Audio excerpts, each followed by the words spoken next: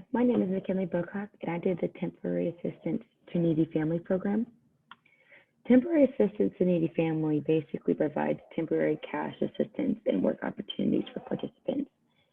These work can include unsubsidized or subsidized on-the-job training, community service, up to 12 months of vocational training or child care for other parents, participating in community service.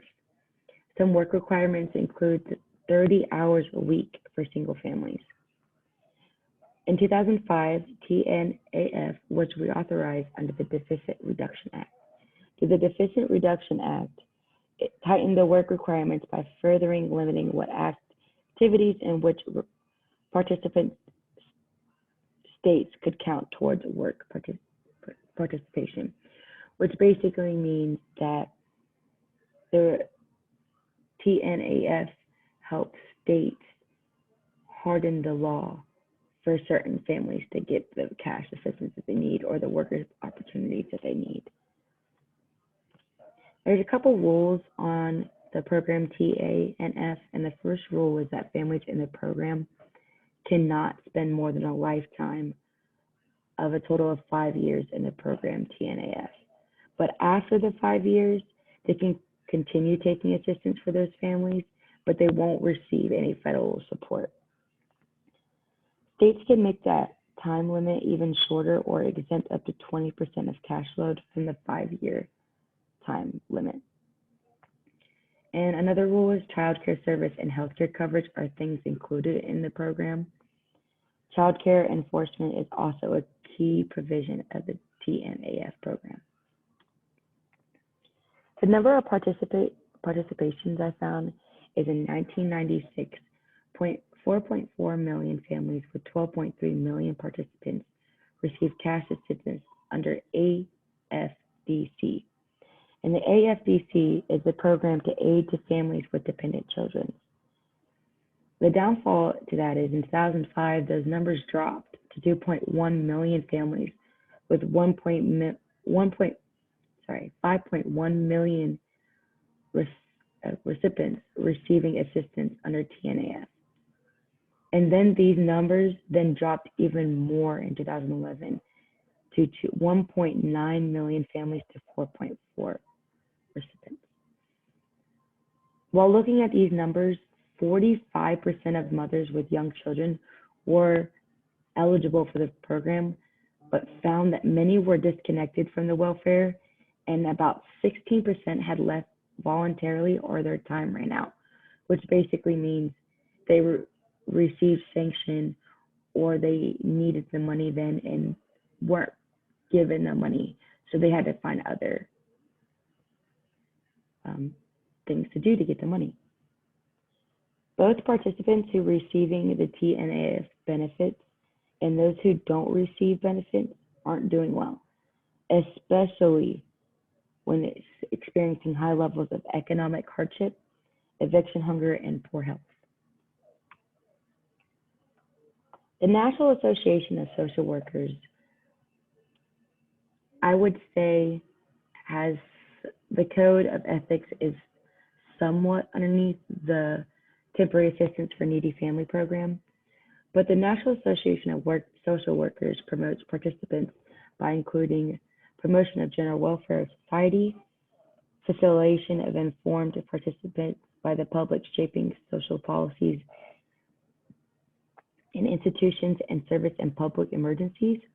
And in my opinion, I do believe that in the TANF program, that since we do give temporary cash assistance or work opportunities to those families in need, I believe that those certain families would have some type of quick or public emergency that would need quick money or quick work opportunities to help that family. But on the other hand, I do not believe that the TANF program promotes general welfare of society or facilitation of informed participants, which should public or shaping their public and social policies. The question I'm asking is the TANF temporary assistance for needy families, is this program helpful or not. And I'm going to give a couple reasons and a couple articles showing whether young mothers did well with the program or didn't do well with the program. But as research shows, participants who are in the TANF program are left in a mix, and if this program was actually helpful. The drop of the TANF participants seemed to be related to regulation change and time limit, or not eligible, or number of people in need. The majority of women that left the TANF program usually now have full-time jobs that are paying no more than minimum wage. In 2011, almost 1 out of 4 adult recipients of TANF worked, but even with earned income, these families were still eligible to receive TANF programs. TANF worked, even reflecting very low earnings, which basically means that 1 out of 4 adults that are in the program receiving assistance and also working full-time jobs don't even make as much as others who aren't in the program, who are making above the line of minimum wage, but don't need that money that they're making. Although more women left and found work after the creation of TANF, they didn't seem to be better off. The success of TANF caseload reduction appears to rest on tighter eligibility and administration restrictions so that fewer of the poor receives any assistance, while the population of people who are poor have remained rather constant. One telling statistic is that the number of child-only families among the TANF caseload. Child-only families are TANF families where only the child receives support, and this number has steadily been rising. Prior to the changes they made to the program in 1996, 1 of 5 TANF cases were child-only, and by 2000, the proportion of child-only cases grew to 35%. And then in 2011, there were no adults in the 46% of the TANF families.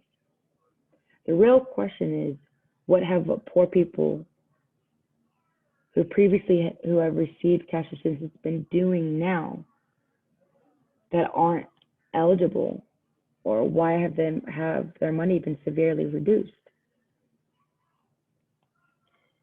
Researchers believe that this shift suggests that sanctions and eligibility criteria has made more and more adults disqualified to receive only TANF benefits, even though the child may be eligible. The growing number of homeless families and the increase in families doubling up are likely some of the ways that poor families are looping with poor economy with less eligibility, like TANF.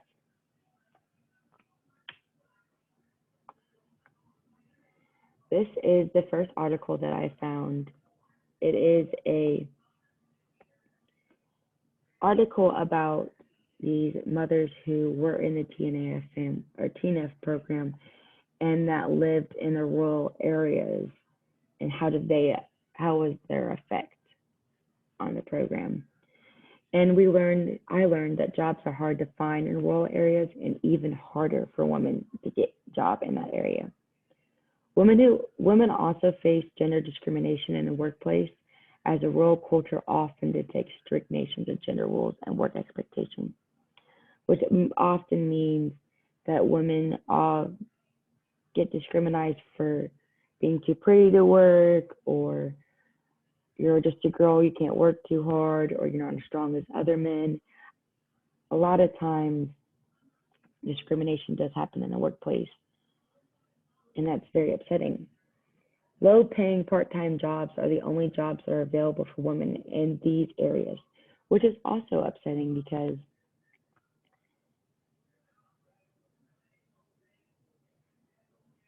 I would expect more in these rural areas, but they're basically man-made businesses, and that needs to be changed.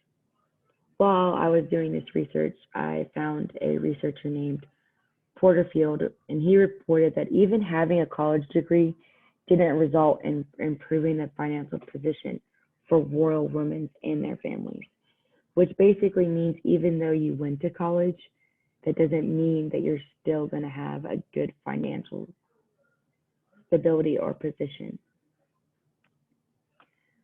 The other article that I found is Programs and Economic Outcomes by the TANF Work Exemption Status.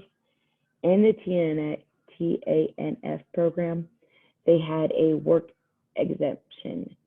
And I wanted to look on the side of how people would get that work exemption while they're in the TANF programs. And I found that researchers have found a large degree of heterogeneity in work and income among TANF families. TANF participants with physical and mental health disabilities, low levels of education, and domestic violence backgrounds have the poorest economic outcomes. And the explanation for this would be the extent to which TANF participants were exposed to those works while receiving benefits, which means that when they would go to the job,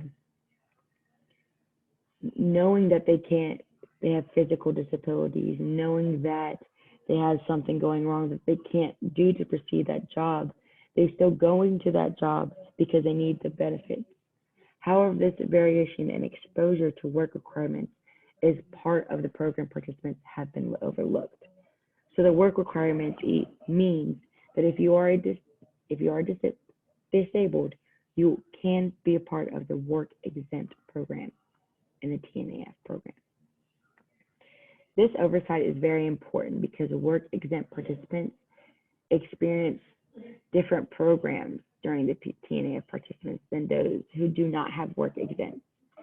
So the TANF programs really take in consideration the people that are in the work exempt than those who aren't in the work exempt, because the work exempt are basically physical or mental health disabilities. Like I said, low levels of education. These are people that really, really need help to make sure that they have a future. And like Porterfield said, that once you get a degree, that doesn't mean you're financially stable, but that does mean that you can become smarter in how you spend your money. It's all depending on how you put your mind to it. And if they would have more levels of education or less domestic violence background or more help when they had the mental health disabilities, then they wouldn't have to be put in a work exempt program. And since they were put in this program, we need to take extra precaution for these participants. So overall, in conclusion, my question would be, is temporary assistance for needy families a helpful program or not? I want you to think about everything that I have said, the 2 articles that I have found, and how women are discriminated in their own living areas, but it's somehow the program's fault because they didn't help them. But it's also the government's fault for not allowing more women jobs to be in that rural area. So think about the 2 different perspectives of if this program is helpful or not, and just comment below on what you think that is. Here are my 2 references, and thank you.